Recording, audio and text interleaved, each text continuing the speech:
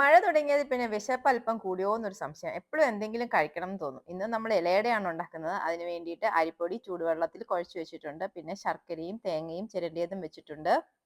കുറച്ച് വാഴയില ചെറിയ കഷ്ണങ്ങളാക്കി ക്ലീൻ ചെയ്തെടുത്ത് വെച്ചിട്ടുണ്ട്. പിന്നെ ഏലക്കയും ജീരകവും പൊടിച്ചതും വെച്ചിട്ടുണ്ട്. ഇനി നമുക്ക് ഏലക്കയും ജീരകവും പൊടിച്ചത് ചേർത്ത് ശർക്കരയും തേങ്ങയും കൂടെ നന്നായിട്ടൊന്ന് മിക്സ് ചെയ്തെടുക്കണം.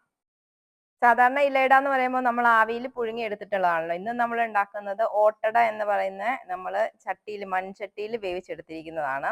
അതിനുവേണ്ടി ആദ്യം നമ്മൾ കുഴച്ച് വെച്ചിരിക്കുന്ന അരിമാവ് വാഴയിലയിൽ കനം കുറച്ച് നന്നായിട്ട് പരത്തിയതിന് ശേഷം അതിലേക്ക് ഈ തേങ്ങയും ശർക്കരയും കൂടെ വെച്ചിട്ട് അത് മടക്കി എടുത്ത് വെക്കും. എന്നിട്ട് അത് നമ്മൾ ചട്ടിയിൽ ഇട്ടിട്ട് വേവിച്ചെടുക്കുവാണ്. തിരിച്ചും മറിച്ചും ഇങ്ങനെ ഇട്ട് കഴിയുമ്പോഴേക്കും അത് വെന്ത് വരും. ആ സമയത്ത് നല്ല സ്മെല്ലാണ് ഈ വാഴയില ഇങ്ങനെ കിടന്ന് കരിഞ്ഞിട്ട് വരുന്നതിന്റെ. അപ്പൊ നമ്മളിത് കട്ടൻ ചായയും കുട്ടി കഴിക്കാൻ പോവാണ്. നിങ്ങൾക്ക് ഈ വീഡിയോ ഇഷ്ടപ്പെട്ടിട്ടുണ്ടെങ്കിൽ ലൈക്ക് ചെയ്യണേ.